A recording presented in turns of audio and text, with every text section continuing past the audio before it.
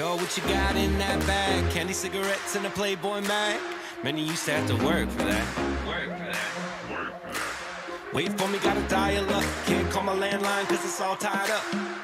Just bike over then. Oh, oh, oh.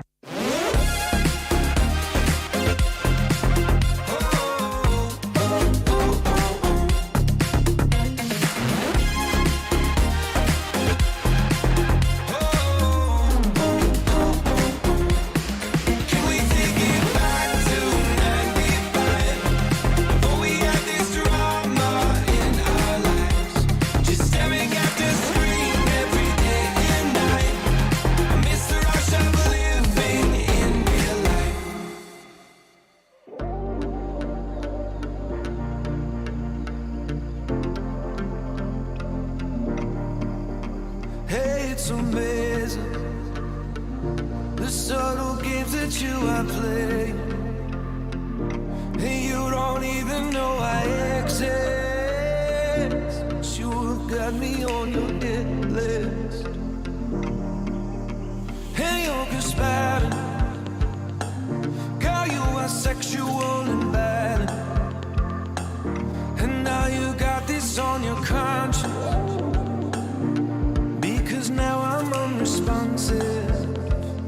Oh, but call your mama, tell her you love her. That's not bad for you. Run through the fire, I'll walk the wire. I would sell everything I own. I'd swim the ocean, dance with the devil. I'd sell my soul to take you home. Can feel the floor underneath our feet. Fire shots through my chest as you watch me bleed. Every kick, drum hit is a symphony. Every brush of your curves is the air I breathe. You speak, I am listening. Sweat rolls, girl, you're glistening. Slow-mo, pull me into the light, the light. There are people watching us, wishing they were obvious, instead of giving in to the fright, the fright.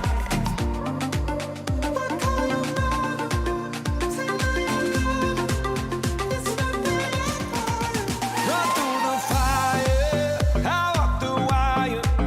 I would sell everything I own. I'd swim the ocean, dance with the devil. I'd sell my soul to take you home.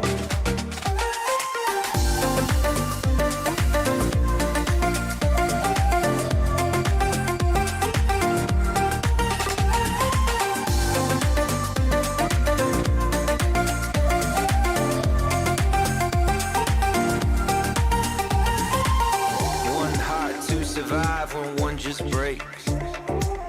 One slow suicide while one just takes and takes. One choice for the good of you, but not the one you make. But one worth dying for if you saw her shake, shake, shake. We can feel the flow underneath our feet. I am listening. We can feel the flow underneath our feet. You are glistening. We can feel the flow underneath our feet. I am listening. We can feel the flow underneath our feet. That's my bed for you. Run through the fire, I walk the wire. I would sell everything I own. I'd swim the ocean, dance with the devil. I'd sell my soul to take you home. Run through the fire, I walk the wire. I would sell everything I own.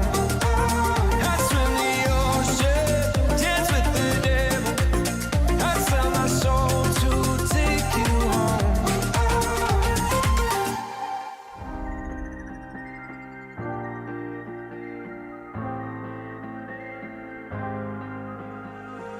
When you put your hand in my jacket, I'm thinking so irrational. You flew me international now. And we can spend hours reading the signals, but that's so unoriginal. What if we took this back to my house? Under all these lights. I gotta take a minute, take a minute, take a minute to calm down. But I feel like if I told you I was ready right this minute, do you think that it would turn you on? I just feel like you need to know. If I told you I was ready right this minute, would you just run off and tell someone? I just feel like you need to know. I don't wanna feel like we're wasting time. Tell me, should I go and call up a taxi? We can make out for play in the backseat. Please tell me now how that all sounds. You can sleep in while I make breakfast, watch cartoons and talk about exes. And if you're happy, stick around. I just feel like this is worth the risk. I never felt a fire like this. If I told you I was ready right this minute, do you think that it would turn you on? I just feel like you need to know.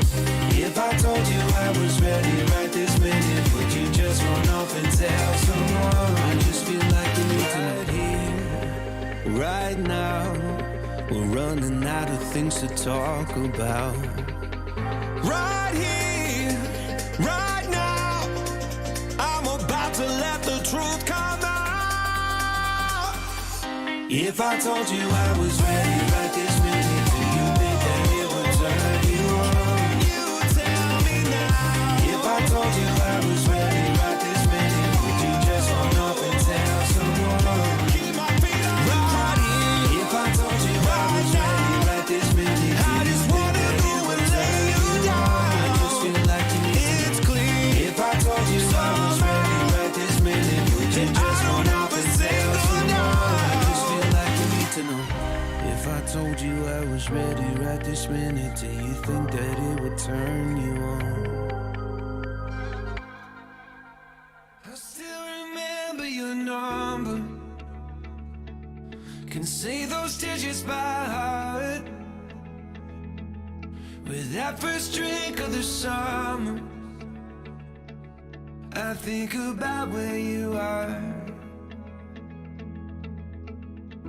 I dial 235, are you alive? How I miss our late night drives and 4, 6. How is it? In my mind I flip a switch and 7-2, forgetting you is something I can't seem to do.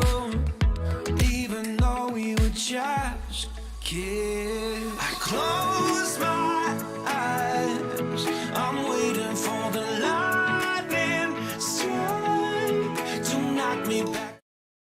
All right, so I think we are officially live, which has been a long time since I've done a live actual video here on this channel because YouTube was really giving me some trouble for a while.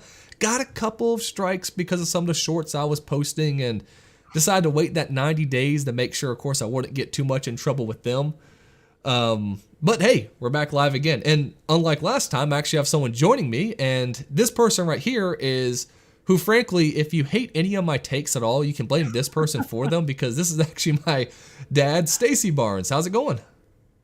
Fantastic. Oh, How I are think you you're still tonight? check your mic. I think it's muted still. No, it's not muted. I can see green. 1 second, because I think they can hear you. For some reason, I can't hear you. All right, there we go. I think I can hear you now. I can see green on my screen. Yep, okay, I hear you now. Okay, good. But yeah, No, so this is my everything's great, dad, man. It's Stacy Barnes. fantastic. Yeah, how are you, dude? Yeah, doing pretty good. Obviously, long trip from Thanksgiving, but when I say well, I when I was gonna say- say with an empty cooler, but it wasn't an empty cooler. It just wasn't filled with what we had hoped it was going to be filled yeah, with. it wasn't a deer. Instead, it just turned out to be just a crap ton of leftovers. Which, hey, you know what? In like 3 days, we got through an entire turkey and all of that stuffing and all of that corn pudding. We didn't get through all of the some of the other sides, but at least those 3 were my favorite, and we dug through them no problem. How about the stew? There was a little of that in there. Oh, we got through that like in the first afternoon. Yeah, I don't know that we've ever had anybody leave Thanksgiving with an entire untouched, uncarved turkey, but that was your Thanksgiving. Well, some people didn't show up, so when 2 turkeys are cooked, it wasn't too hard to come back home with a full one. And again, Yeah, well, 3 3 if we count the one in Ridge Square, so three whole turkeys for the family. Yeah, and obviously, I think last time I was streaming, I'm not sure if Sarah was. Well, I guess Sarah might have been born by that point, but still, now 2 kids at the age of where they're eating actual food now, so we tore through that no problem. Well, and they eat too, man. And you got a couple of eaters. Yeah. This is what do they say? Grandkids are the best revenge. So you're gonna see what it was like when you and all your buddies were eating me out of house at home. I don't think he's gonna be as tall as me, so I guess there probably won't be that same growth spurt. Hopefully, that no, it's kind of funny because I said, of course, you're to blame for basically all of my political beliefs at this point. Yeah, I think what it was, you were blame when I was credit, not blame. What was it, like around, I think it was like early high school, you got me to read Thomas Sowell as well as like Milton Friedman and a lot of stuff like that. And of course, throughout my entire life, it was whenever we were in a car, it was either Earth, Wind and Fire, Jimmy Buffett, or Rush Limbaugh. Basically Rush Limbaugh was the background of my entire life growing up. I mean, how many times were we driving back for Thanksgiving and we heard the Rush Limbaugh Thanksgiving special, right? Well, it depended on what time of day it was, because there was also a Coast to Coast. If we were late at night. I missed Coast to Coast. That was great. Well, what was it? The guy who called in that one night. I'm not talking about crazy things like aliens, okay? I'm talking about real things like Bigfoot. Yeah, we had some interesting radio conversations to listen in on for sure. The restaurant show down in New Orleans was a trip too. Oh, Carr, what do you have to say today? Well, I went by Jimmy's the other day and had a really good crab bisque. Well, that's great to hear. Next caller. Yeah, we tried Joe's, and then it would go silent. You gotta love New Orleans. So what I will say is, even though I guess we're on line with most things, there is a couple differences. I mean, for one, you're a high heel loving DeSantis supporter, and according to the media, I'm a democracy hating Vivek supporter. So we at least got that going, right? Yeah, if the worst dig you can get at my man is he wears lifts, then I feel pretty good about my man Heavy D. So well, it's not like it even matters. It's not like it even matters, right? Because Trump is what, up 60% in the Republican primaries right now? I think is what the last poll was. That's what they say. Obviously, Iowa was going to be interesting just because caucuses are so different, and we'll see where it really lands.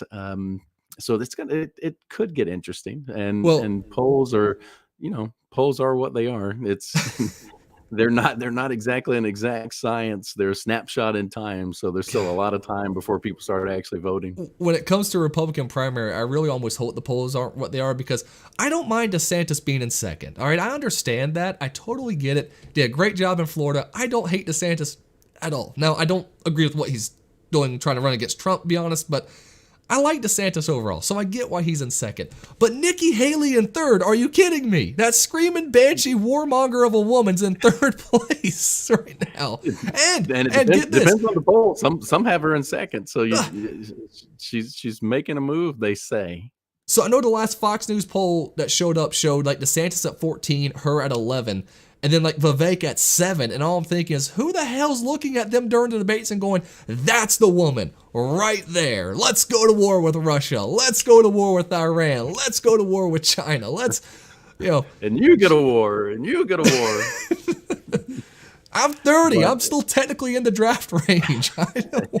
And get this. Of all groups to endorse her, AFP has officially endorsed Nikki Haley of all groups. Well, open border AFP, who never did really back a conservative candidate officially. So are you surprised? Listen, I went out and I ran I ran one of those virtual runs with AFP like 3 years ago, and I joke you not, okay? I'm dead serious when I say the name of the run was the End Endless Wars 5K. And they're endorsing Nikki Haley. I have an AFP shirt in my closet that literally just says End Endless Wars. And Here's they the thing. decide to Here's the back the thing, Dave. woman who's the most warmonger of them all. Here's the thing. I'm not a communist. So out of any of these four people, I mean, that's who's going to get my vote if they get the nomination. So I'm not, I'm not voting for the other side, and that's for sure. I mean, So if it turns out to be Nikki, it's Nikki. That's not my first choice. I If it would turns out to rather be have Trump, it's Chris Trump. That's not my Christie. first choice. I would rather have Chris Christie in there. Krispy Kreme Christie. I'd rather have him in office than Nikki Haley. Because You're at least just then we hoping get memes. Meanwhile, Yeah, Nikki you're Haley just would pretty hoping much to get one of those outlaw beach memes. hugs. You're just hoping to get one of those beach hugs from him. That's all you care about. So and it's back there on the bookshelf, but the Koch book, Good Profit. I mean, that's actually a really good book. No, actually, I Some have of it on the my shelf right back here. some of the ideas that AFP has, they're right on, and some of the things you learn, when COVID is raging and there's not enough hospital beds. Well, you know why there's not enough hospital beds? The government won't allow more hospital beds, and so there's all those things that they are right on, but they're Yeah. wrong on so many things when it comes So- to the conservative politics. So, like, full disclosure, for anyone who doesn't know, I did work with AFP for a while there, and those sort of stuff, he's 100% right. They have actually a lot of positive things they do. I did a couple speeches around the area to some groups about stuff like telemed and, a lot of just kind of getting government out of healthcare, and they were right on the money with all of that. I couldn't stand their position on the border. I don't get that one bit, but, I mean, Koch brothers, they've kind of always been kind of open border people, I guess, but I don't get how they could turn their back on their whole. They have a whole section of that where all these nonprofits, they split off into different things, right? Like almost all companies end up basically doing as well. And one of them is Concerned Veterans for America, and their whole gimmick was basically nothing but get us out of war. Like that was their whole thing, was just get us out of wars. And so we worked a lot with them. And the main thing we were trying to do was just support candidates who were against being in the Middle East, against being just anywhere involved around the world when it came to any of these wars going on. And then they picked the one candidate to endorse who is the only one up there, I think, who is directly calling for more war than what's already going on.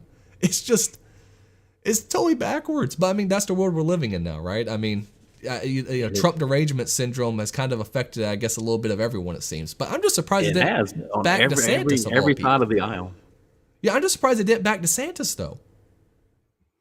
Of all Well, things. as a DeSantis guy, I'm glad they didn't, because I think the backlash from their endorsement might be worse than any benefit you get from it. So my feelings weren't hurt with that one. That's a little true. However, I will say they have obviously a giant bank to pull from when it comes to advertising. So their whole AFP action side of things, which do the endorsements, they have a lot of money to pull from there. So they could have probably pushed him a bit more. But still, he's kind of the mainline conservative pick for a lot of people out there.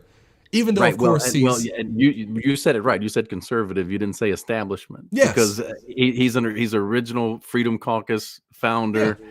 He's never been the establishment, regardless of what the Trump mafia is out there saying. He's never been establishment until now. Until now, when you want to knock him down. I find it funny because when I was originally set up some of the segments to talk about, this wasn't at all listed on here, but I think this is a perfect one nonetheless. Because you're totally right. Like they are starting to call him establishment when it's totally unfair. He's not establishment. Frankly, I think he's wrong in how he treated Trump with the way he started going out with his run. I think he should have took the Vivek approach and been like, nah, Trump's a good guy, but just not the right man for this particular moment in history. I will defend him, but at this point in time, we need something new. I think that would have been perfect for DeSantis if he really wanted to go after it like that. Or better yet, I think I'm still in the camp that he should have just waited and he would have had a clear run going into 2028. I don't like the wait. Yeah, I don't like the wait. Well, it'd be tough because he can't rerun for governor, right? Right. And now is the time, and now is when he's needed the most. But the other thing, tell me this: why, if Trump is ahead by 60 points, if it's already done, why are they still just hammering on one candidate and one candidate only? There's got to be something behind the scenes that's saying there's trouble afoot for the Trumpers if the way they're hammering him. I mean, I just think it's just establishment GOP doing what they could do, saying, well, if we want to get Trump out and we don't really care for DeSantis, but we'll take him over Trump still. I just think it's something sort of like that. I will say one thing that disturbs me. That doesn't explain why the Trump camp is hitting him so hard. They're not hitting any other candidate. They're only hitting one. They are afraid of something. If you're talking about why the Trump points, save your money. Well, I agree with that. But if you're talking why Trump's hitting DeSantis, it's because, don't get me wrong, I'll say this. I'm only 30, so my life hasn't been very long, but for my entire lifetime, Trump is the best president I have ever had in my lifetime. Now, the bar isn't very high, to be honest. You had, Iraq war and all the, bailouts, Bush. You had, bombing American citizens and assassinating American citizens in countries you weren't even at war with, Obama. And then, now we have Biden, of course. Bidenomics is working out so great. You're telling me a wedding wasn't a true military target? No. It was even worse. 'Cause I think the wedding one was at least in Afghanistan and Libya, a country we have not declared any bit of war with whatsoever. An American 16-year-old who did seem like he had links to ISIS. I'll be real, all right? I'm not going to go that far and say, oh, he's totally innocent. No, he probably did have links to ISIS. But he's in a country we're not at war with, sitting down in a restaurant, and we sent a drone to go blow him up without any charge or trial, even though he is an American citizen. And let's not even, of course, count the fact of the IRS scandals. We think the FBI going after their political opposition is that big of a deal. It was a scandal-free presidency. I've heard it everywhere. The biggest scandal was a tan suit. Yeah, that's the only scandal I ever heard about was a tan suit. Now we got Melania's non-black dress. That's a big issue today. Because gray is totally an offensive color for a funeral. Even though Joe Biden showed up to didn't Joe Biden show up wearing a blue suit? Well, a gray coat over a black dress at a funeral. Yeah. But it's I think people start pulling up pictures of other large funerals where Hillary Clinton was wearing white pretty much, as well as, of course, every other president at some point has ended up wearing something other than black at a funeral at some point. Rosalind Carter herself was the only person at Nixon's funeral without black on. That's the truth. You can look that one up if you didn't see the picture. I just love the whole, tan suit was the only problem with Obama, even though, again, we're talking about the FBI getting involved in politics right now is so terrible. This isn't new. The IRS was trying to attack Republicans under Obama. Well, the FISA court was under Obama. The whole thing, it was all under Obama's DOJ. Obama imprisoned more journalists than all other presidents combined. And mind you, FDR imprisoned quite a lot of journalists. Yeah, it's like the Alien and Sedition Act all over again. And also, don't forget, of course, giving guns to the cartel members that wound up killing U.S. border agents. I mean, there was a whole list of stuff for Obama. Giving uranium over to Russia before, of course, they wound up bombing other countries. Just, that Russia reset button they gave him worked out so well, as you can tell. But well, there's so many things we can talk about that's happening right here. But how did you love the when you've got an administration whose key leaders misquote Reagan?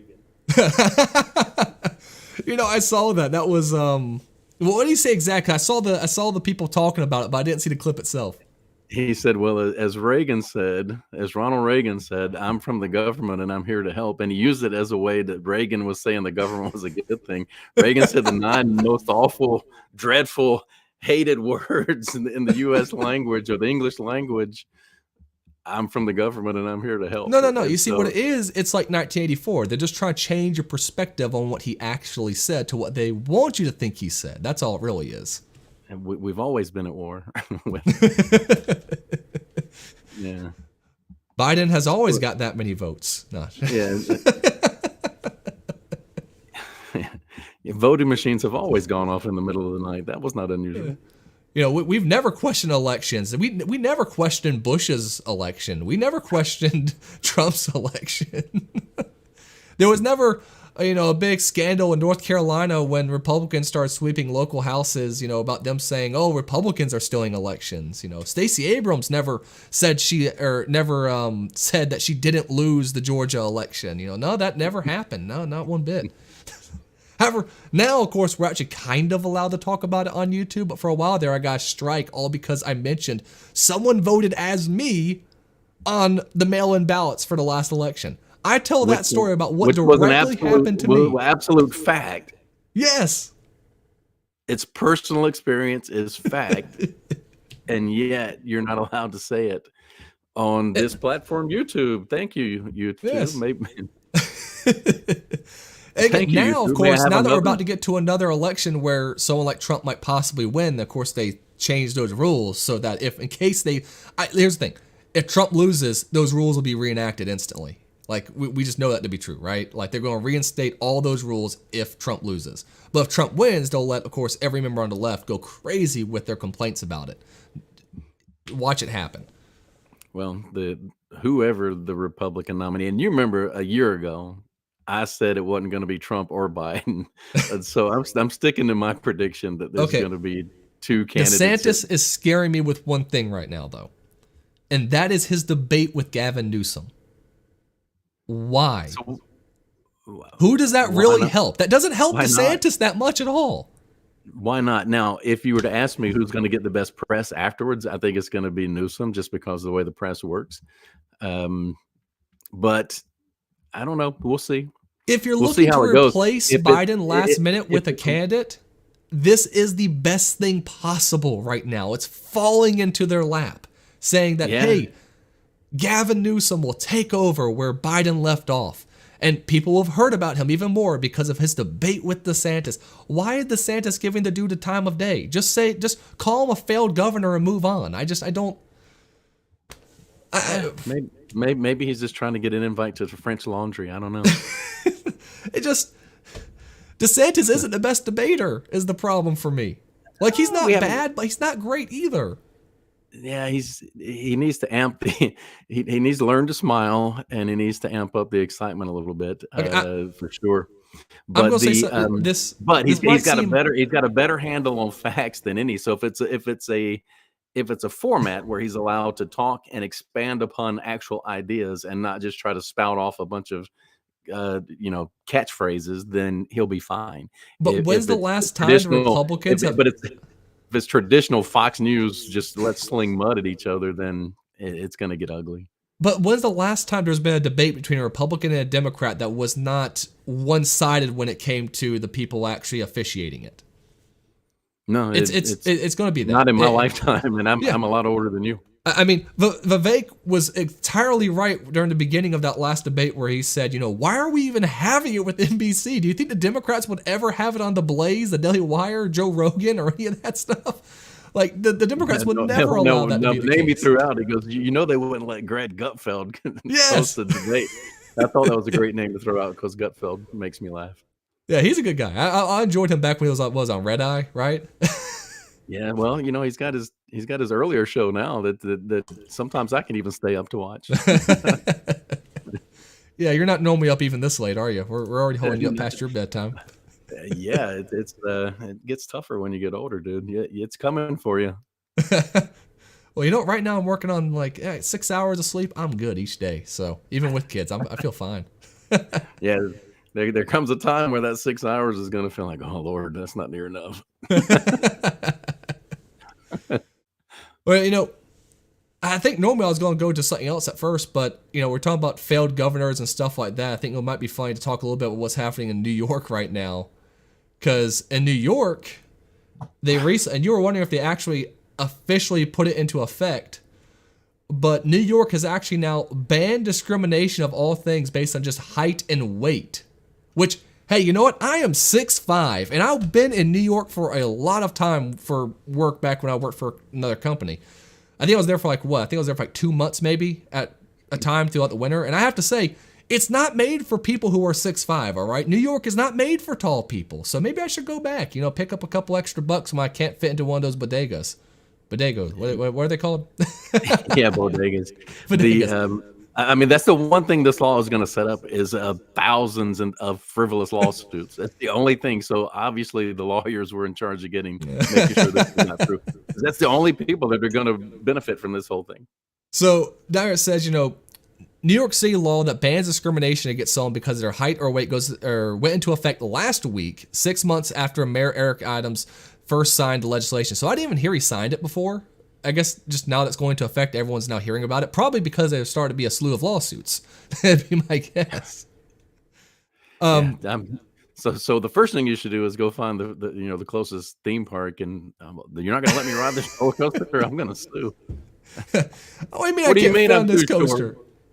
What do you mean Yeah, this look. coaster could decapitate me if I hop on? Why can't I ride the Scooby-Doo at, what was it? Is it King's Dominion that has a Scooby-Doo coaster? Or is it Six I'm not Flags? sure. No, it was King's Dominion, but I'm not sure if that's what it's still called, because they lost their Oh, Hanna-Barbera yeah, that's rights right. and went to Cedar All I Point. know So it's probably is like the lo- Snoopy Express or something now, because it's Cedar Point owned. all I Cedar know Fair is owned. last time I rode that Scooby-Doo coaster, wherever it's called now, I put my hands up during one of those drops, and my fingers actually hit one of the bars that were on there. And after that, I said, I'm never riding that coaster again.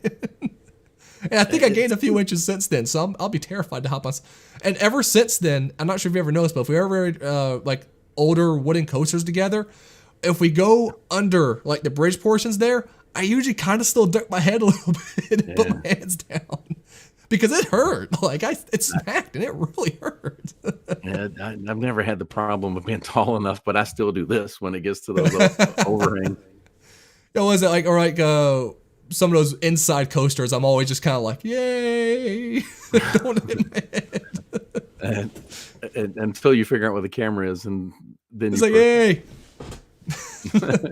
What was But it? We did the, the Top Thrill Dragster, 120 miles per hour, and we're sitting there going, after the first time we were like pinned back to the chair, but once you figure it out, it's all right. so yeah, if whatever But theme still, parks still might be. lawsuits over this. So I mean, obviously we don't agree with discrimination against anyone. That we don't think anyone should be discriminated against, right? Yeah. But how can this be even proven? Well, I will In say what this. situation was this going to come up where it's going to affect somebody? So first off, I'll ask this because I know where I stand. So where I stand on the whole discrimination lawsuits in general is that you shouldn't discriminate against anyone, right? I think we both agree on that one. But I really don't think there should be laws about it. Like my whole thing is that if I walk into a store and they say, you're white and you're a Christian, get out. To me, it seems kind of wrong for me to then call the government and have them put a gun to the guy's head and say, serve this man or else. Like it just really, I know people don't like the whole gun analogy, but I kind of think Penn Jillette was kind of right when he said every law at the end of the day is enforced through violence, no matter how petty the law is. So when you're talking about discrimination laws, I don't know, it almost seems like another form of slavery when someone who doesn't want to serve me when it comes to their business is forced at gunpoint to serve me. So, And at what point does our constitutional right of association come into play? yes, you have the right to freely associate. If I don't want to associate with you, that shouldn't be an issue. It shouldn't matter what it is. I mean, it should matter on a moral level. Like if we see someone who says, I'm not going to spend time with that person because they're black, or I'm not going to allow them inside my business because they're Hispanic. We obviously aren't going to go shopping at that place because we don't like that sort of stuff. But at the end of the day, wouldn't it be better to have that out in the public so we all know that? And I think one of the instead best things I heard was, hiding why it? would you want to give money to someone who hates you anyway? Like if you think about it, we cancel businesses if we find out they're racist, sexist, whatever you want to say these days. So why wouldn't you want them to be open about it? Like, isn't that a good thing? Did you see the article that just came out that said Yelp reviews that state that restaurants and other businesses are racist are actually seeing upticks in business? Oh, that is so hysterical. Well, because today, what does racist even mean, unfortunately, right? Like, I know it sounds like really kind of cringy to say, oh, we both have black friends, but like we both know plenty of black people, and we've heard their stories of like actual cases of racism that's happened to them, and they're terrible, right? Yeah. Like, there's some awful stories that I'm pretty sure you've probably heard from people you know, and I know some terrible stories from people who I know. So like, we're definitely, none of that's okay, but they're not talking about cases like that. They're talking about the people who put up like posters saying it's okay to be white and then saying this is a terrible racist incident or all lives matter, right? They called that sort of stuff racist. So what does it even mean anymore? As long as you don't say it's okay to be Irish. Yes, we'll get to that in a minute. Oh man, I just love how they're just again turning it on its head, right? Exactly as they should do it. Okay, But- so every time I see this whole thing about it's not okay to be Irish, apparently, it takes me straight to Blazing Saddles. Blazing Saddles. Okay, we'll take the Irish too. So, you were wondering, like, how do you even prove, like, discrimination on, like, weight or height or any of that stuff? Down here, one of the things they said was, body size discrimination affects millions of people every year, contributing to harmful disparities in medical treatment and outcomes. So basically, there's one, if you might have an issue and they tell you, hey, you should probably lose weight, and it turns out like you had cancer or something like that, I guess they'll say that, hey, that was them discriminating against me based on my weight. They didn't put me through all the tests. Even though if you can't rule out the most basic cause of your problems before you get to the big problems, then you're just spending way too much money. I mean, the healthcare system couldn't withstand that. But, medical treatment outcomes, blocking people access from opportunities and employment. I mean, something tells me if you went to apply as a firefighter as a 300-pound person, it's not going to go well. No, Housing and public accommodations. And deepening existing injustices that people face. So, of course, vague comments there, right? Yeah, well, so I think. I mean, people, you're telling me this person right people, here has probably, faced some major discrimination in their life, I'm sure. I think people who are follically challenged should be listed on this as well. Here. Yeah. I mean, come on. You got to. Well, you know what the funny thing is you really can't help if you lose your hair, but you can help being fat. That's what I don't get. You can help whether or not you put down the fork or not. Was it the Zig Ziglar quote where he says, for a good part of my life, I chose to be over 200 pounds. And I say I chose to be because I never remember accidentally eating anything. I think he said he was decidedly overweight. Decidedly overweight. But yeah, it's so ridiculous. It's so ridiculous. And you can't even say that it's calories in, calories burn, calories out. You can't say things like that because that's discrimination now. Oh, well, here's the thing right here. Science has shown that body type is not a connection to if you're healthy or unhealthy, said Adams, who, of course, authored a book about losing 35 pounds. I love this whole health. Let's face it, all this stuff, right? For the most part, is this not just a continuation of what started probably a lot with my generation of trying to push responsibility away from ourselves as much as possible, right? It's saying, I don't want to look inward and blame myself. It's the downfall of our society, James. we the people have ceded all of our responsibility to others because taking responsibility is hard. Yeah, well, even for retirement is hard. Let's let the government create a Ponzi scheme to do it. Handling my health is hard. Well, let's let them create a healthcare thing to handle it for us. We cede all of our responsibilities. Taking care of my neighbor is hard. Well, I said this back while I was in school. Let's look for the most inefficient, expensive, and illegal in a lot of cases, and corrupt way to possibly get it done, which is the government at any level, because bureaucracy is just not the efficient way to get any of this done. Well, so it's a problem, James. We cede all of our responsibilities. Well, I talked about this in high school where, like, I got bullied a decent amount in high school. Admittedly, how I was back then, I probably deserved it. I'm not going to lie. But, the option was always tell a teacher, tell a principal, never handle it yourself. Always have someone else handle it for you. And I said, even back when I was in high school, this is clearly them basically conditioning you from, about 5 years old or so to always look to a higher authority to solve your problems for you rather than dealing with your problems yourself. School is a big factor in this, obviously, and it is a big factor in almost everything going on wrong, in my opinion.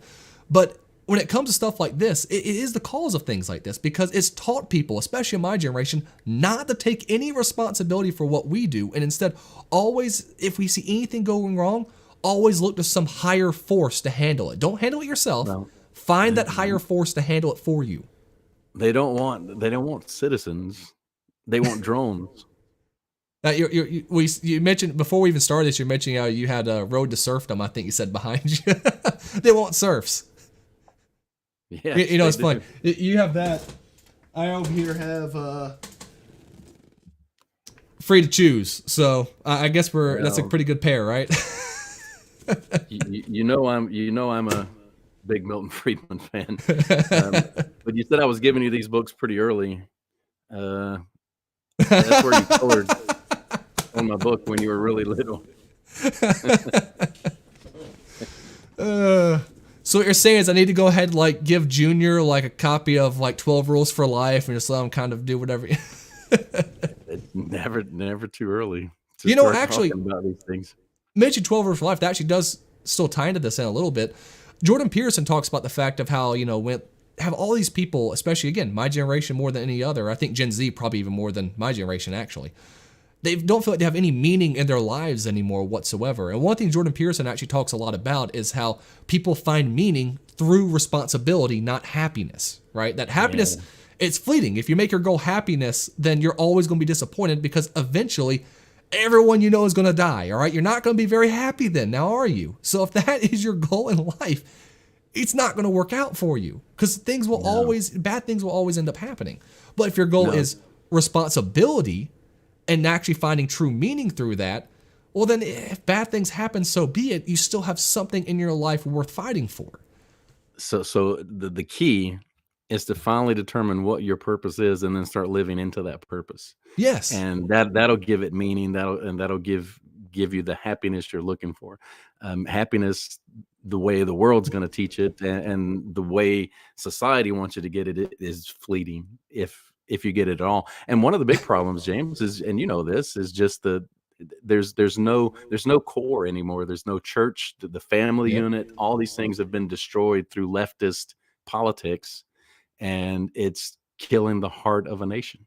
Well, it's, you know, one thing that the leftists did well, and I hate to give them credit for anything, but it has to be acknowledged to a certain extent, is that, you know, for the 90s, you had those like crazy kind of more puritanical Christians who basically made everything unfun, right? You know, you had like Bible Man and crazy things like that were just awful. I mean, you had VeggieTales, which was good. VeggieTales rocked, but a lot of the other ones were awful. Here's where things have changed. The warriors against it were Tipper Gore and Al Gore and folks like that who were arguing against lyrics and video games and all those sorts of things. And now it's like, well, it's not about the lyrics. Let's just put pure porn in the elementary school library, and that's okay.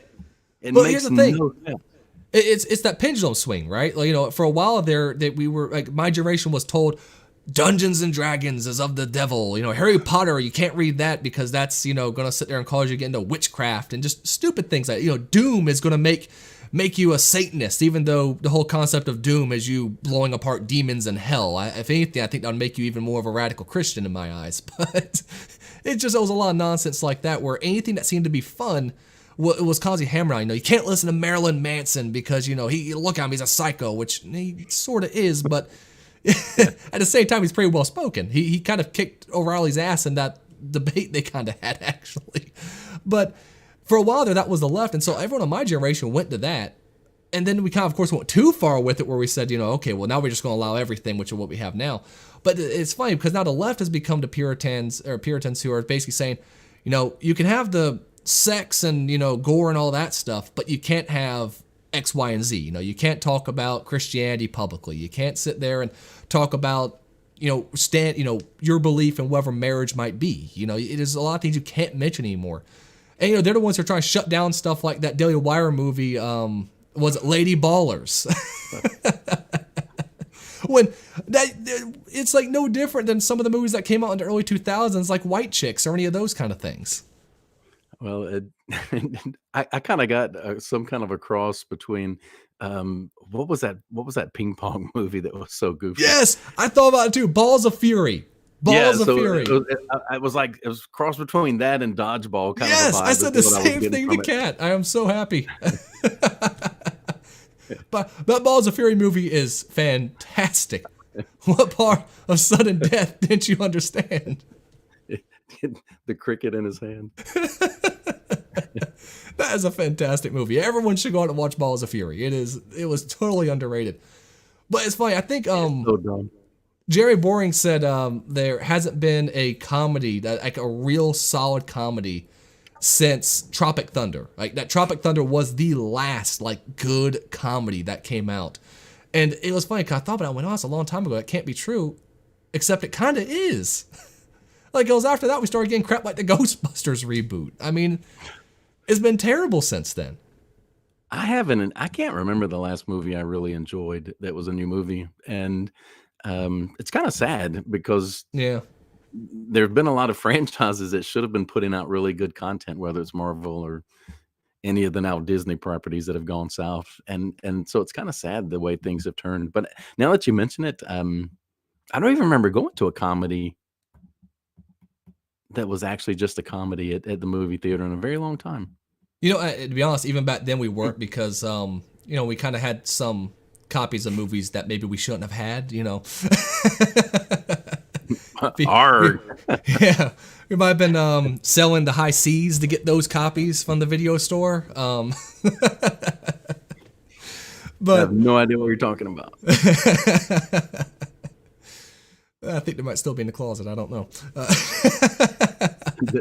The best one was the Wolverine one where we still had all of it wasn't completed, and you remember it had like Yeah. drawings on it of how far the Claws Claws extend 3 inches. That beginning opening sequence that wasn't animated right, and you're just going, well, this is a very interesting choice, you know, artistic choice. yeah, it's like that's different. And then we know we see the wires when the guy does the front flip, and we're like, oh, okay, it's you know, it's such a terrible movie that version's the best way to watch it, actually. It was kind of funny.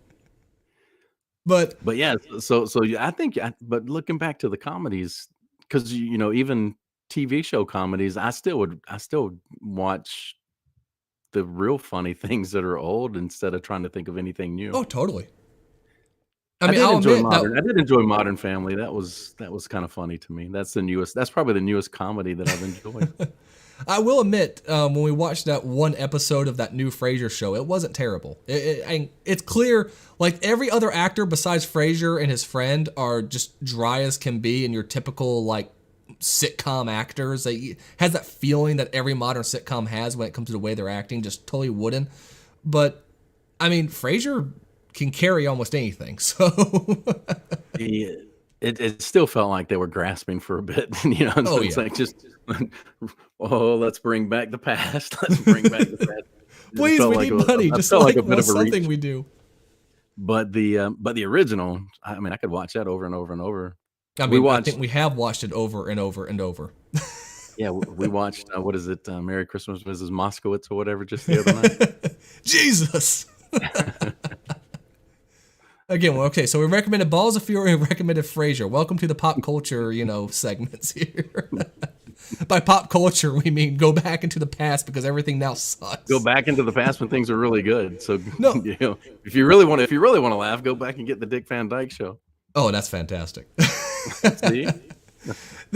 No, it's funny. So actually, I was talking with one of the people at our church, and Kat was right there, and this person was like, you know, younger guy, probably like 21 or so.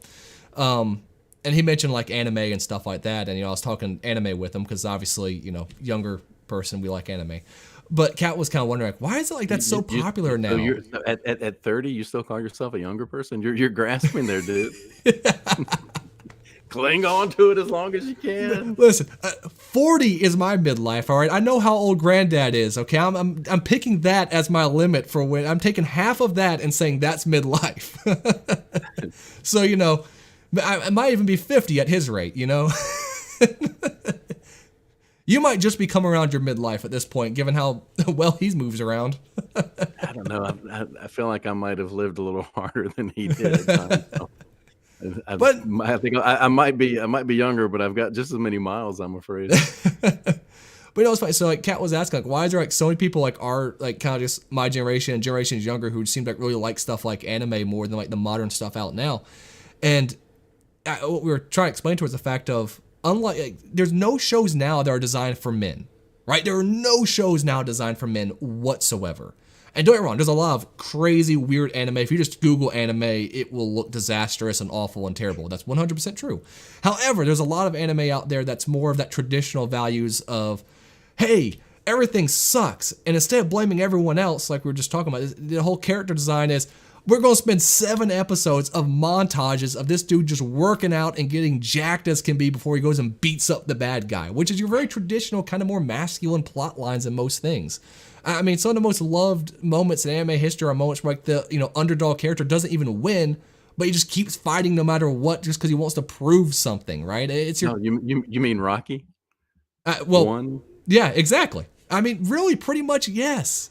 I mean, if you ask anyone like what their favorite Dragon Ball Z moment's gonna be, it's probably gonna be them doing a workout montage where they're doing like one-arm push-ups like crazy and just getting jacked. Like it's that kind of stuff. And so it's the only thing now that's actually set towards men. Because I told Kat again, what new show is really that appealing for men anymore? That doesn't have some sort of leftist garbage being put into it. You keep using that word men. I'm not sure what you're talking about. I'm not a biologist. That's very true. I should let me try to explain. Men are people who feel like they're men. That explains it. Yeah, exactly. But I think like the last thing I saw that may have been actually set towards men, and I didn't even actually unfortunately see it yet, but that new Top Gun movie I heard was actually more towards men. Yeah, But I didn't hate that. but for the most part, can you really think of any TV shows that are really geared towards men or young men whatsoever anymore? I don't I don't watch a ton of TV, so it could be there, and I just don't see it. If I'm watching TV, it's probably Seinfeld reruns or Dick Van Dyke Show or Like, something older. I think the closest I can think of that's like kind of a guy's show, maybe It's Always Sunny in Philly. Well, no, I haven't seen that in a long time, but that does make me laugh. And I do watch Gold Rush. That's a man show. Well, those shows, I guess, yeah, you could say those shows. Yeah, that's true. Like Deadliest Catch, that's definitely a guy's show, you know. But And Barbecue Pitmaster reruns, things like that. I think this whole episode is kind of gone for rails, and now we're just talking about movies and shows now, right?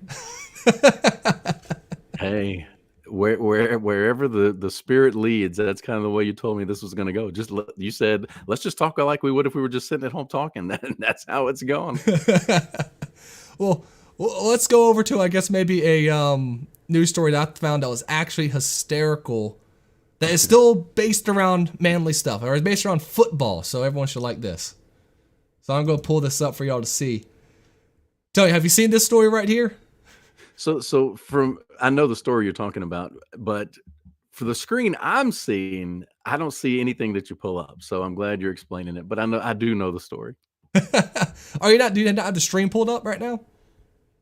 Well, I had it on the phone and my phone died, so I'm running blind. But I know what you're talking about. Gotcha. We're Yeah, talking about the poor kid who's been called a racist out of nowhere. Yes. So here's the funny thing. So this is the headline of the article doing it, and so I'm just going to read this out then. The NFL needs to speak out against the Kansas City Chiefs fan in blackface and native headdress. A 5-year-old. Let's speak out against this 5-year-old. Now, here's the funniest thing. So, for one, obviously the kid's wearing, his face is painted red and black, right? So it's like black on one side, red on the other side. The team colors. Which it's something like anyone who's been to a football game has seen before, right? Like I've been to a Panthers game and seen guys, black and blue, right? It's what tons of people have done. But the funniest thing about this article to me right now is the fact of they link their the tweet for it, right? Where it's like this guy saying the Chiefs fan is totally having a normal one. I don't know what that even means, but it's a picture of the kid from a side where you don't see the red face paint and you just see the black face paint. And then where have we seen that before? Where they selectively take a picture to try to impugn a kid? Well, I was saying that the kid should just come out and say he's a big Justin Trudeau fan is all, Yeah, or I mean, or left-wing comics, because they seem to get away with that too. Well, he could say he's Ralph Northam and just show up in a KKK outfit, I mean. Or was it? No, he didn't know. Was he in the Klan's outfit or was he in blackface? He wasn't sure. I can't remember which one that was me in this picture. Mr. Let's kill babies after they're born. Well, he didn't literally say that. He just said we'll make that decision afterwards. So the funny thing, how Twitter has laid out now Twitter comments, right? Or the contact sections, right? Where you can add notes. Yeah, I love community notes. Yeah, so because they link the tweet in their article, it shows like this image of the tweet, and they're going, basically talking about how racist it is and how racist it is. But because they embedded the tweet in here, it also now has the community notes listed in their article, where it just says, This Kansas City Chiefs fan is not wearing blackface. The other side of his face is painted red to show the team's colors. So even in their own article now. Wait, you know the rest of the story, right? Oh, I was about to say, his mom is actually a Native American. So, and his father or grandfather is actually on the council for the tribe, and the headdress was from like his family. It was a legitimate Native American headdress. Now, here's the funny thing. Frankly, he could paint his whole face black and wear a Native American headdress if he had as much Native American as Elizabeth Warren, right? Like, I really wouldn't give a damn. But the fact that they are stretching this far to find something racist, they find a kid who actually is Native American. And regardless of what he's wearing, he didn't dress himself. Yeah, right? Well, in the article, they say, well, we don't know if he's actually a kid or we don't know his age or anything. I'm like, you could tell from the picture they picked that he's like a kid. I know people look kind of like a bunch of children these days, or at least act like them, but you can clearly tell this kid is a kid. Now, there is some truth to the older you get, everybody starts to look like a youngin'. But so I went ahead and pulled up the actual picture. That was a kid. I went and pulled up the actual picture of like the full kid and his whole gear. Like, it's a sweet get up. Like, I'm not a Chiefs fan, but like it's pretty sweet to see, right? It is it's an awesome headdress and just a full jersey and outfit and everything. Like, I mean, that should be the kid that you like invite on the field to go meet the players. You know what I mean? Yeah, so the other day when y'all were at Mom and Daddy's house, and Kat was looking through the old pictures, and they picture of me with a headdress for a school play and full on gear. I guess appropriating someone's culture and didn't even know it, but I didn't dress myself. Oh man! Oh, wait, tell you, were you in red face though? Was that the thing? Well, there was war paint. I don't know if that counts as red face or not. Oh. I'm glad you mentioned that because I was going to pull it. This isn't the first time they've tried to accuse like football stuff of blackface. Did you see the case in California? I just pulled this up for everyone else, but where a kid had the face paint that you would put on, just regular football face paint under the eyes, and they said that was blackface, and he's now banned from all the sports in his school over the fact he had just regular football eye paint on. I thought that was a parody when I saw that on X. Was that for real? I sincerely thought that was a parody. California middle schooler was suspended for allegedly wearing blackface at a football game. Okay, where was it? I wonder if it says the actual school. Okay, here it is. Moore's High School or was it La Jala? I don't know what the hell that word is, high school. But yeah, it's California High School is listed and everything on here.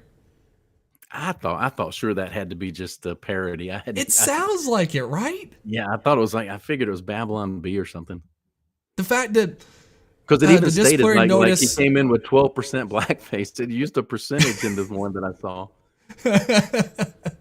It says the disciplinary notice said painted his face black at a football game and characterized the incident as offensive or as an offensive comment intent on harm.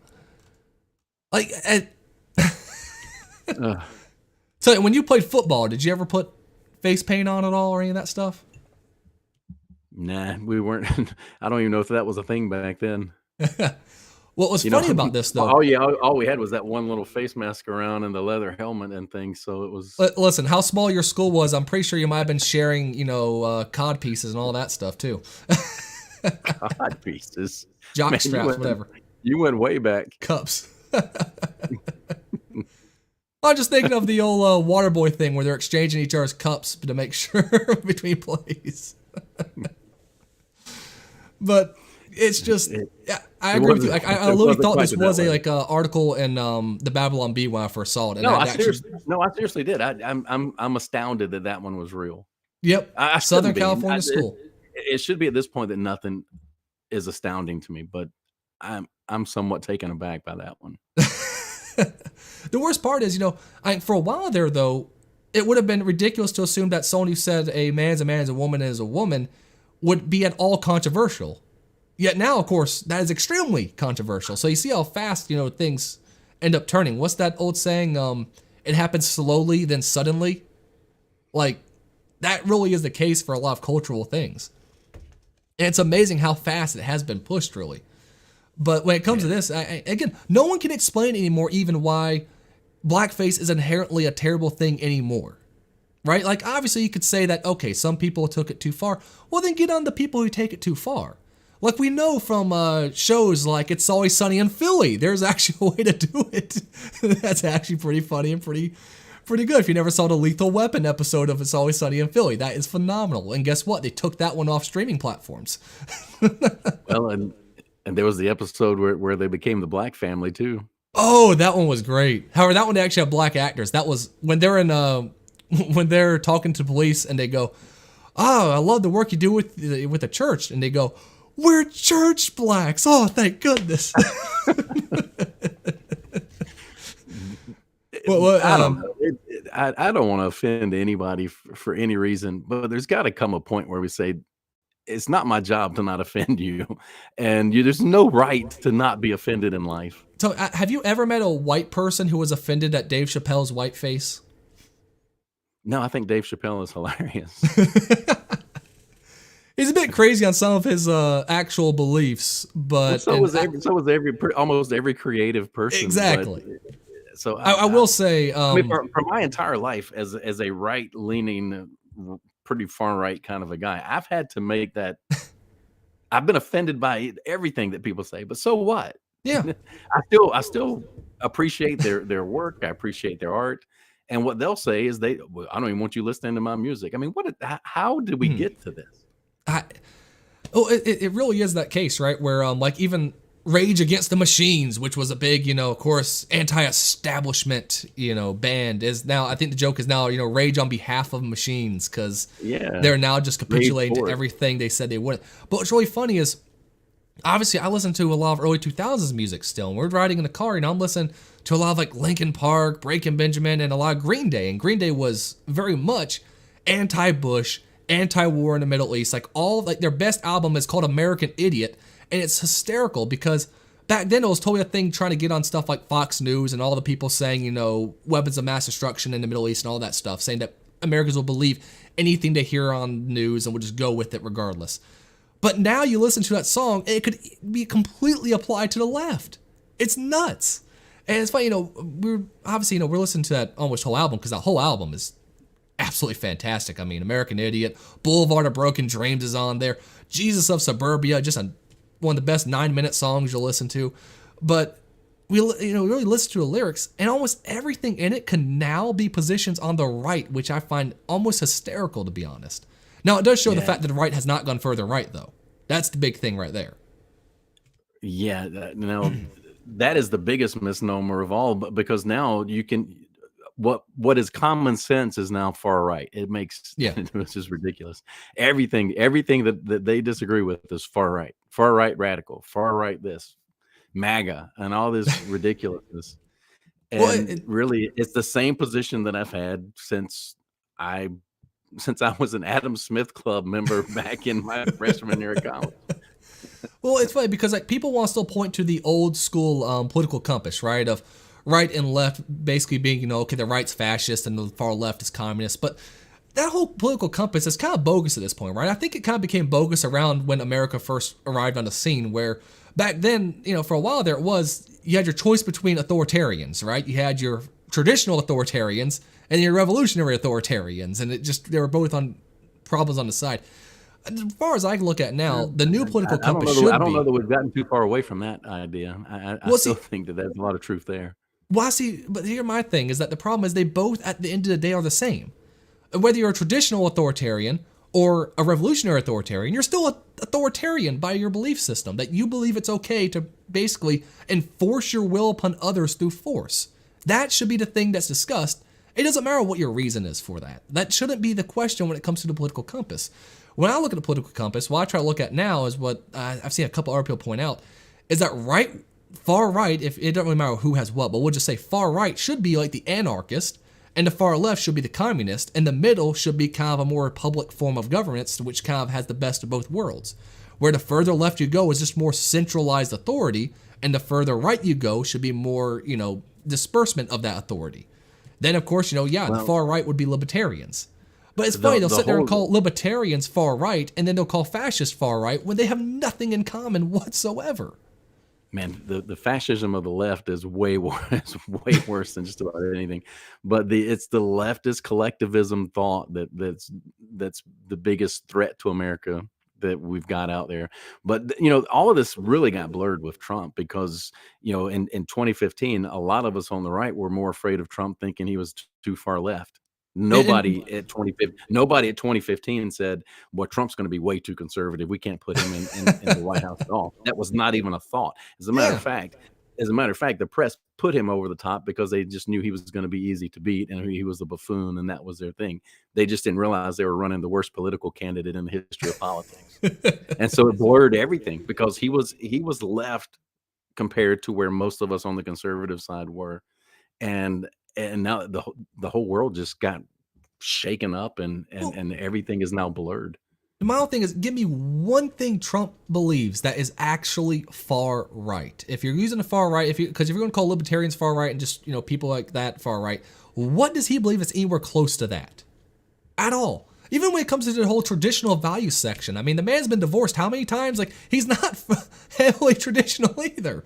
Like, okay, Until sure, until he officially won the election, there had never been any New York Republican that was called far right in my life.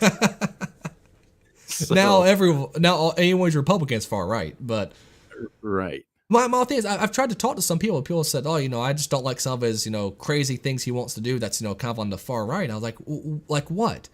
Go, well, closing the border. And I'm just there thinking, you mean like Bill Clinton said he wanted to do? Yeah, I know. Like, what I know. Obama said he wanted? They called Obama the deporter in chief for a while on the left because he was deporting so many people. Like, so unless you're gonna say Bill Clinton is also far right because of that policy, pick again. But what about Trump's cages that Obama built? And that Biden reopened even more. Yeah. And this is a little well, everything's off topic, so what the heck. The most amazing thing in all of this to me in my lifetime, and Bill Clinton, he's sleazy, he lied repeatedly and all the things that he did. But from a pure politics standpoint, I think he's the best politician that's gone through at that level.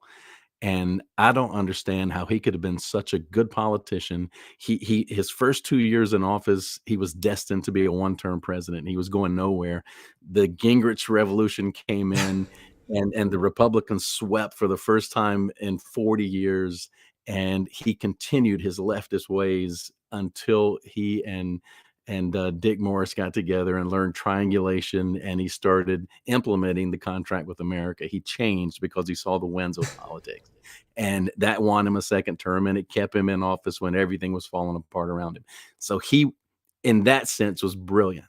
How in the world could Hillary be so tone deaf and such a horrible candidate, being so close to that type of a political genius? I just don't get Well, it. She was the worst candidate I've ever seen in, you know, I bet, and I've loved politics for a long time, dude. Even when I was too young to vote, I was watching these things from. I mean, I remember Clinton's speech in '88. I wasn't old enough to vote, but I was watching his speech at the Democratic National Convention in '88. It was so bad. His one applause line was in conclusion, and the crowd went wild, and they thought his political career was over. And so I've been watching this stuff for a very long time, and I don't know. I just can't imagine how somebody could be as bad as she turned out to be as a candidate. well, I mean, she clearly wasn't that close to him, considering the fact that he was having to pick some other Well, women. But I guess there's some things there. The other lesson they learned in those first couple of years was, they tried to say it was a package deal. You're getting 2 for 1 was the big saying, and so she tried healthcare back in those early days, and it went way off the tracks. well, the leftists Yeah, have always wanted to have that universal health care stuff kicking in. yeah, yep. That way they can have the suicide pods like they have in Canada. And so now, no, you're talking you were talking about the authoritarians on both sides. One of the things that '94 election did that was, I mean, it was great that the Republicans took over Congress, and it was such a fun election night. I was helping run a local campaign for a guy in our town. We took out one of the dreaded high level Democrats in a seat that was she was the rising star, and we took her out. It was a lot of fun. But what went wrong in a lot of ways for that one is, up until that point, the saying, and Tip O'Neill said it, and it had been said a lot, all politics is local. Yep. Well, what Newt Gingrich did is he nationalized the local elections. And ever since then, the money that's flown in and everything that's happened, now most of the money that's running local advertising is nothing coming from the people that it's going to be governed by the person that's running. Well, I mean, and I know some people have said they want laws to kind of stop that now in place.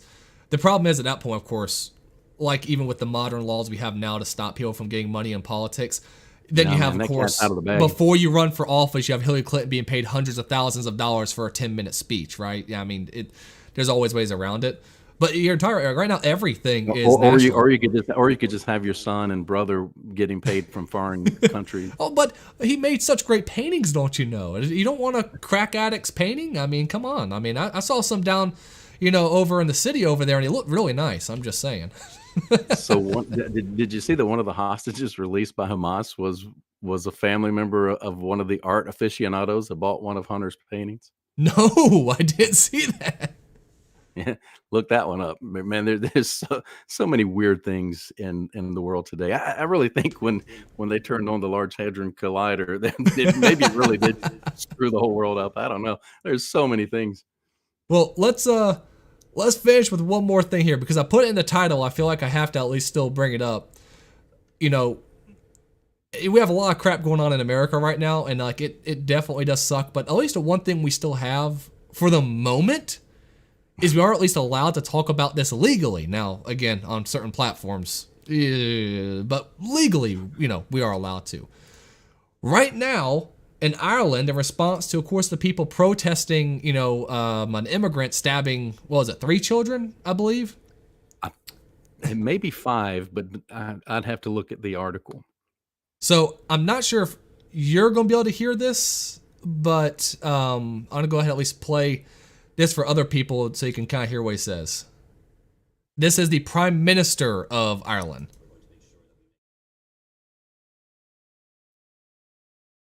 To use that sorry, evidence here we and go go. through that evidence. We're going to make sure that we make those changes to our laws in the next couple of weeks to allow the Gardaí to use that evidence and go through that evidence and identify the people who are involved in these actions, and we are going to get them.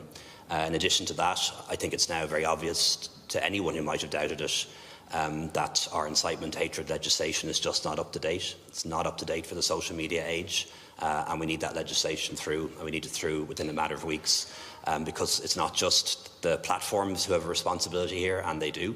There's also the individuals who post messages and images online that stir up hatred and violence. So basically, the new bill, CJ Bill 22, makes it now a criminal offense to possess any hateful content at all on your phone or computer, which, of course, then what defines hateful content, of course, is the big problem when it comes to that sort of stuff. But they're going full like 1984 here with how they're going to be handling this. And it isn't surprising. Like during COVID, you had that one of their politicians saying that your rights can be curtailed, all right? It is our responsibility to curtail your rights when needed. It's for the good of others. Which, of course, if a right can be stopped, then it isn't actually a right, is the problem. But the left doesn't seem to have any concept of what rights even are. My rights come from God. My rights come from God, not any government official. Yeah, and I mean, even if you don't even believe in God, okay, well, then they're natural rights, okay? They're by the very existence of just in nature, then, if you're one of those hippies out there with that. They're still just natural rights, regardless. And the thing is, the left has this bad habit where they always say, this should be a right, this should be a right, this should be a right. And I always like seeing this post of people pointing out, if it involves other people's labor or resources, it isn't a right. They'll say healthcare should be a right, therefore it should be provided for. Well, if that's the case, then I have the right to a gun. Where's my gun, damn it? I want a free gun from the government. I have a right to a firearm. Where is my free firearm? Now, admittedly, I would not trust any firearm the government would give me, but still. Would give me, for any gun nuts out there, they'll give you like a high point, right? Like it's just, which is like one of the cheapest guns on the market. They're durable as hell, actually. They're actually not too bad, but they're ugly as sin, terrible to hold, and like $100. My dad over there, he doesn't really fire much. He likes hunting, but he doesn't really fire much other guns other than maybe his hunting rifle once a year, right? If I'm lucky. But So the one shot this year was a bullseye. So that's all. yes, when we were sighting in the gun, I gave him the rifle and said, "I think it's sighted in. Here you go." And he nailed the bullseye at about 100 yards. So I still got it, even though I'd rather shoot deer with my camera than the gun these days. So the funny thing is, so during this thing, the Prime Minister was talking about, he said that it should be a criminal offense to, say anything that could be hateful. Now, admittedly, this is the same Prime Minister who has said things like, Ireland is too white, and there's too many white people in Ireland, and we're too pale of a society. Now, just imagine if we had a politician come out and say, man, we just have too many black people in our society. I mean, come on, we know that would be considered hateful speech, yet in this instance, obviously it isn't, right? But what's funny about this, he's now saying also that the social media companies themselves have a responsibility, and so they're issuing papers to all these social media companies telling them in Ireland for like their versions of it and everything that they need to scrub, all mentions of certain things involving this attack, as well as anything involving immigration. Well, Except so you were kind of poking fun here that this is going on in Ireland, but how is this any different than Jack Smith requiring Twitter X to hand over all records of who liked, reposted, or commented on Donald Trump posts? That, yes, very much true. However, didn't X tell them to basically go screw themselves? Well, I hope so, but I mean, did they really? I mean, it would behoove Elon to say that, but did they really? I'm not sure, but this might be a good promising thing here. So this is one of their politicians talking about, of course, the bill that they just passed and talking about some of the things they're doing with social media companies. So listen here real quick. Spoke to a detective in Pearse Street on Saturday who was actively engaged with the social media companies throughout Thursday, who was actively engaged with TikTok, actively engaged with Meta, so Instagram and Facebook, who was actively engaged with Twitter or X. She said very clearly that social media companies, in particular TikTok and Meta, they were responding, they were engaging with Gardaí, and they were taking down these vile posts as they came up. X were not. They didn't engage. They did not fulfill their own community standards. And that is why we are moving to a situation where these companies do not get to self-monitor. That's why Commission the Man. Okay, so again, so I know you can't really hear it. So what she's saying... Give me the Reader's Digest. Oh, no, if it's the lady, I think I saw this. Where she said that all the social media companies like TikTok and Meta are all complying and they're all deleting all these comments and all these videos of people who are questioning what they're doing. But X is the only one that is not, and they need to be stopped because they can't be allowed to self-govern themselves. Yeah, I did see that. Sometimes I wonder about those things, though, because anybody on the left, regardless of what country you're in, are trying to take Elon down at this point. And how all of a sudden a left of center guy like Elon Musk is all of a sudden far right, because he's absolutely left of center in his politics. Yes. He is not a Republican. He's not MAGA. He's not far right anything. I think he might vote Trump this next election if Trump gets nominated. I think he will do that, but he definitely didn't do it last time. I can about guarantee that. But this whole thing, any hate speech law, speech is speech, and speech is free in a free society. And I mean, I think we're both nearly free speech absolutists when it comes to most things. Like, I take it, okay, if you go up to someone on the street and say, I'm going to hunt you down and kill, do all that stuff, well, then you're not really being punished for the speech and the words that are being said. You're being punished, of course, for actively threatening. There's a little bit of a difference there, sure.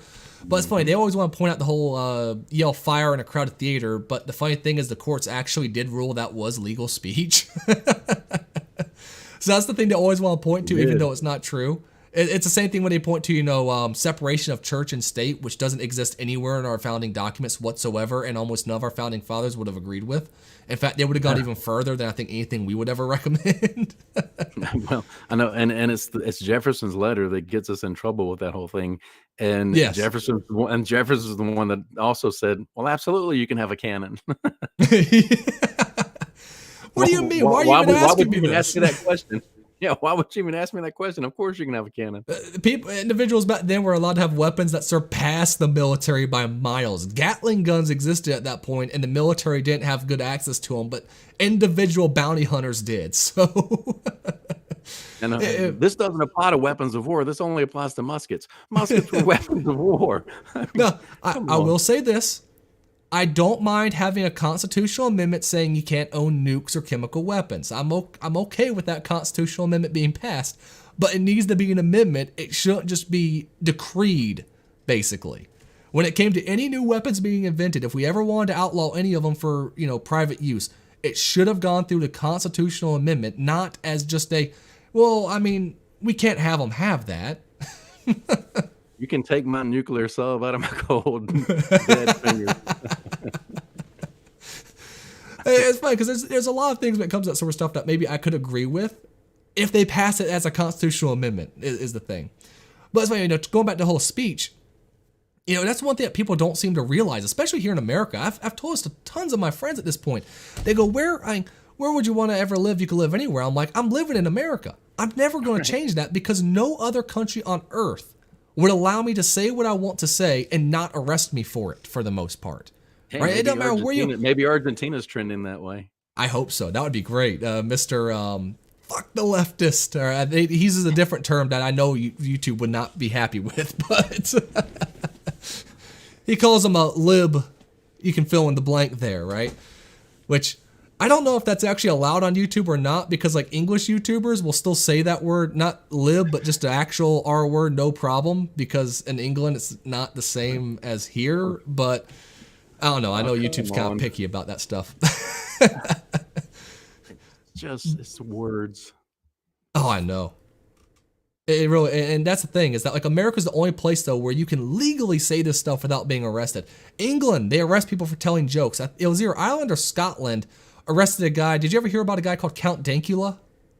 Okay, well, of course I did, but I mean, you're gonna say that when there's you can go to jail for doing an anti-Hillary Clinton meme that was clearly a joke. Meanwhile, of course, are you sure and I'm a flag waving American. Are you sure that your government is as free as you like to say it is? No, and that's the problem. So you see what's happening in Ireland right now, where they're having these mass riots, and obviously we don't agree with burning down crap, right? Like that's not it doesn't help your cause, and you're hurting the wrong people anyway. The people being harmed by that sort of stuff aren't the people that you even are against. Not saying you should go burn their stuff down either, but it's just it's stupid on optics. It's stupid morally speaking to a degree, and it's dumb all around. However, there is the old saying of when a peaceful alternative, when there's no peaceful option, the only option is violence. Speech is the peaceful alternative. So when you take away that just does nothing but just push all that stuff down more and more and more until eventually it explodes. And that's sort of what we're seeing happen in Ireland right now, where because they're not allowed to openly discuss these issues, the only thing they're resorting to is violence. The new rule is that speech is violence, which is true. Just silly. It's just silly. Yeah, speech is violence, the whole microaggression crap, all that stuff. Again, it's always by people who've never actually been punched in the face in their life, right? It's never, I never see like some big buff dude going, man, what you said to me, that was the real violence. I mean, it's just, and don't get me wrong, I do think the whole sticks and stones will break your bones, that words will never hurt you. It's kind of dumb. I said that back in school when people said like, well, why do you get upset when someone makes fun of you? Well, it's okay to be upset about it, but it's not violence. It's nowhere even compared to it, and it should still be allowed to be free speech. And when you take away their ability to even discuss these things, all that's going to happen is their only alternative becomes violence. Their only alternative is to become even more radicalized at that point, because as the saying goes, sunlight is really the best disinfectant for bad ideas. We need to actually discuss these things openly to figure out what is right and what is wrong. And when you can't discuss it, then the most radical things win out. But just look at college debate teams and the way debates are handled these days. Even when they're technically debating, watch the idiot Republican debates. We're not sharing ideas. We're not getting that sunlight disinfectant, because it's just nothing but. I would love to say comedy, but it's not even funny. It's just ridiculousness over and over and over again. But if you're debating, right, you want your opponent to get all their ideas on the table, and then just break them down. Yeah. Take their ideas to the logical conclusion that it's going to arrive at, and just destroy it from there. And you open this up talking a little about Rush. His whole thing was you highlight the absurdity by being absurd. So you just show what the end really is. If you take this all the way to its natural end, this is where we're going to end. And you And can't it's so argue that the absurd. slippery slope doesn't exist anymore either. So Oh, like, you can Lord, take no. it really far. No, the camel's nose under the tent, the slippery slope, whichever thing you like to say, they all are 100% true. And And again, that's the other thing the left has destroyed us at is incrementalism, and that was working so well for them. All of a sudden now that's just okay. Well, we're done with that.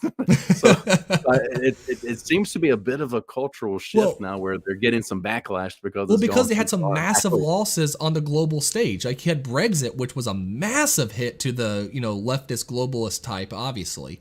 And then, right after that, Trump gets elected. And now, of course, Argentina, of course, happening over there. But even before that, you had the Brazil, of course, actually really cracking down on some stuff as well before it looks like some corrupt things happened over there. But which I won't be surprised if happens in Argentina as well. right, But right. the biggest problem Well, here, again, is they're similar voting machines in a lot of these places. Ironically enough.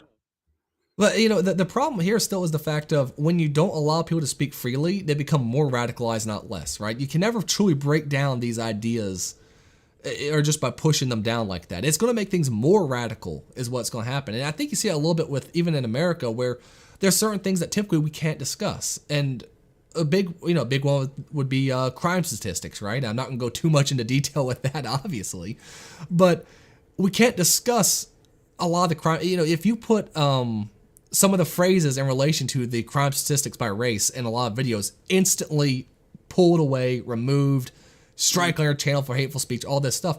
But all that does is seed the argument to the people we don't want it seeded to, right? We're basically, you're saying when you take that stuff down that the actual racist have a point is what you're saying, and we're trying to hide from that. When the real solutions, the other thing is, James, if they absolutely don't have a point, you're sowing enough doubt that let's say it really is a conspiracy theory, even though I'm starting to think there's no such thing anymore because they're all coming true.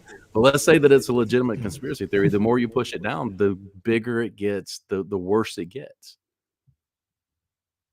100%. And what you see is, again, when we come to the crime statistic stuff, is a racist will sit there and say, hey, look at these crime statistics. That shows you I'm right. And when they see that and they've heard no other argument about it, they might lean to agree with the racist. You know what I mean? While if they've heard other arguments as to why this is, which I think the biggest thing I think we'll probably agree with on this is probably the biggest thing is just single motherhood rates. I think they even did some studies that show all racial families, and they evened out for whether or not there was a dad in the house or not, and they found that actually they had very similar crime rates. There's a logical conclusion to this that has nothing to do with actual race, but because that argument and that discussion can't even be had, if someone hears those statistics and find out they're true, the first thing they're going to jump to is the person who told them about it, which is probably going to be an actual racist. Right. Well, and this is, again, I keep veering off topic, but if you want to see real systemic racism in America, look at government schools in mostly minority areas. That's where systemic racism resides. Yeah, 100%. And if you combine that with the policing, and by policing I don't mean over policing, I mean under policing in those same neighborhoods. Yeah, that's systemic racism, baby. That's where it's at its worst. Well, what's that old saying of, if you want to see who's actually privileged, see the people you can't make fun of. I'm just saying, who are the people you can't make fun of today? In today's world, they're the ones who are the actual privileged ones going through society at this point. But I guess we'll end this off by just saying, Ireland, what the hell are you doing? Conor McGregor, just putting this out real quick, is now being investigated. Conor McGregor's being... Do what? I said lay off of Conor. Conor McGregor. He called the riots bad. He said this is not what we should do, and instead they're going to arrest him and go after him for inciting violence. It's ridiculous. So, Conor McGregor being investigated by Irish police for allegedly inciting hate around Dublin riots. Now, I'm not going to go through all this. I'm just going to go to what he said. I do not condone last night's riots. I do not condone any attack on our first responders and their line of duty. I do not condone looting, and damaging of shops. Last night's scenes achieved nothing towards fixing the issues we face. I do understand the frustration, however, and I do understand a move must be made to ensure the change we need is ushered in, and fast. I am in the process of arranging, it. Believe me, I am more tactical and have backing. There will be change in Ireland, mark my words. And that's the thing they're really upset about. They're upset about the fact of he is trying to push back against them. Yeah, I know, right? And they're anyway, he says this is not Ireland's future. If they do not act soon, their plan of action is to, or if it's blocking right here because of the image, but if they do not act soon, their plan of action is to ensure Ireland's safety. I will. That's the thing, is they're not upset at the fact of anything he said there, because the entire first half of it is I do not condone, I do not condone, I do not condone. They're upset at the fact that, like we said before, how they want you to ask for permission before you do anything. They want to look to a higher authority. They're upset that he would dare take responsibility and actually do something on his own. That is what they're really upset about at this point. Well, I mean, if he slips in there and fixes the problem, then what do we need them for? Which would be absolutely hysterical if, like, Conor McGregor runs for office, because, I mean, I've been saying for a while, it's going to be really funny when, like, my generation really starts running more for politics. You have a bunch of, like, YouTubers like Mr. Beast all of a sudden becoming, you know, a senator. It would be absolutely hysterical, because now everything's on the table. You know, people are doing this right here and just putting all of their ideas out there all the time. I think it's going to be funny as can be. So having more people like Conor McGregor, if he does decide to run for office, would be hysterical in my eyes. Well, just don't do it anonymously. That's not good, I hear. Well, either way, I think it's about 11 o'clock now, so I know I've kept you up way past your bedtime. Well, I took my final shot at Haley there, so that was good. Well, what do you say? Not even her real name, Haley. All right, well, hope everyone has a great night. We're probably going to try to do this again. I think Wednesday's workout for you, right? Yeah, I do. I go to church on Wednesday nights, and then I'll come talk to you. And you do also have a podcast you're on called The Robin Hood Capitalist, right? Yeah, that one's a little more straight-laced, I guess, but we interview business owners and talk a lot more on the business side of things on the Robin Hood Capitalist. But we take the great ideas and we share them with the world. Yes, so again, you're a business coach, so that's all that is over there. Really good content, though. Yeah, it is. It's good stuff. It really is good stuff. But this is too. I mean, who else in the world, or where else in the world, other than places like this, can you go and hear anyone talking about, or about Hayek, or about von Mises, or about Peterson, or about Free to Choose, Milton Friedman? I mean, thank goodness we've got alternate sources for information now. And I will say this, you of course have a history of doing book studies and stuff like that. What we really need to do is sit down and do like a book study on some of those books right there. That would actually, I think, be a lot of fun. Yeah. Just because he's still with us, if we're going to do that, I say we start with a Thomas Sowell. Oh yeah. I recently went through Visions of the Anointed again, and that one really hits. I think it's my copy that you've got, because mine is missing. You know, it could be right, because I have 2 copies here. There we go. All right. Well, hope everyone has a